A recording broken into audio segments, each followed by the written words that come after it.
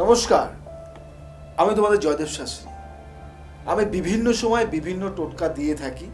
আজকে যে টোটকাটি দেব বিয়ের জন্য, সিম্পল সংখ্যার ম্যাজিক তো আমরা আগেও দেখিয়েছি, আজকে দেখাচ্ছি বা দেখিয়েছি।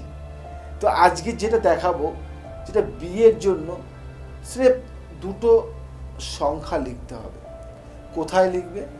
এই যে বৃহস্পতির স্থানটি, এই বৃহস্পতির স্থানটিতে লিখবে তুমি 2 2 মানে 22। এই বৃহস্পতির স্থানটিতে লিখবে 22। এই যে শুক্রের যে স্থানটি আছে, এখানে লিখবে 3 3 3 3 লিখবে।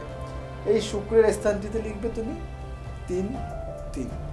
দেখবে তোমার বিয়ের জায়গাটি অনেকটাই ভালো হয়ে গেছে এবং অনেকটাই ভালো হয়ে গেছে।